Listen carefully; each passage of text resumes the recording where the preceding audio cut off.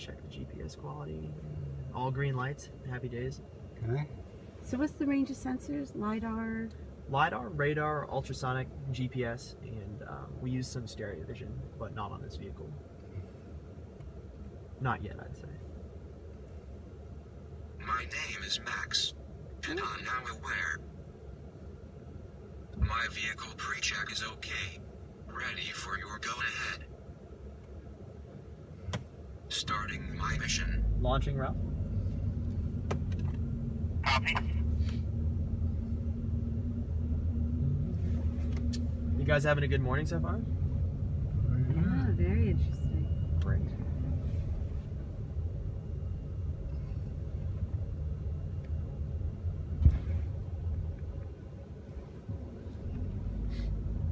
That's cool.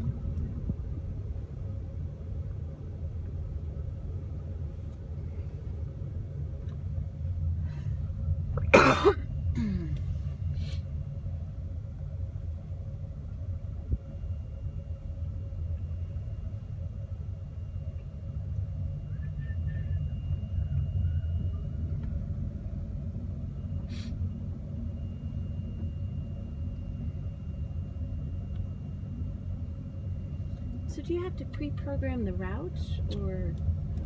Yes, ma'am. So what we do is we give it a set of GPS waypoints. As Oh, look at this pedestrian. Oh. Crazy person. I kind of break things down into like macro and micro navigation. So macro navigation is like GPS, and you're following these, as you can see here, like waypoints across the course that you're trying to follow. And so it'll follow those to the best of its abilities. And then along that route, we have micro navigation. So like LiDAR and radar and ultrasound.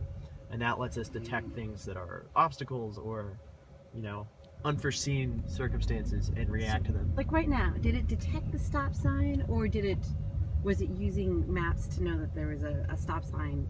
So there? a map was able to tell it that there was a stop sign there. Okay. But in one of our other vehicles, we have a camera with computer vision that can read signs.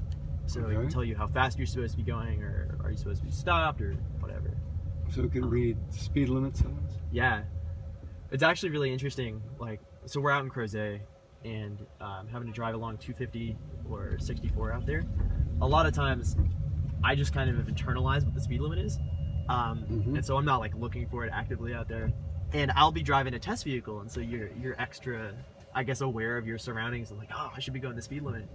And so sometimes I'll miss a sign, but the computer will tell me what it is. And so I know, oh, the speed limit's 55 or what have you. It's really, really powerful stuff. And is the software at the point where it's able to adjust to construction zones? Oh, that is the second time I've heard that question today. And there have been 3 rides. So construction zones are interesting because it's kind of a structure over an existing road that we may have had programmed.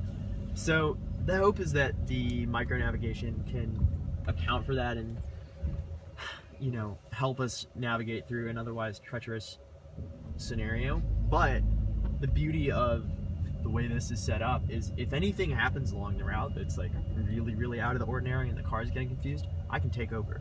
Yeah. And it's like a seamless transition between autonomy and then, I guess, good old-fashioned driving. So you can take over and then just resume the route once you're out of that rough patch. So with that, that question, when there is a rough patch and the driver is spaced out. What was it sensing there? Something could have just moved in front of the LiDAR. Oh. Likely one of the large leaves. Oh no. That's interesting. That's interesting. The great thing is that as we add more sensors, it kind of reduces the risk of false positives. So like that, this is with the one LiDAR, but let's say you have 3. Yeah. You know, you get an increased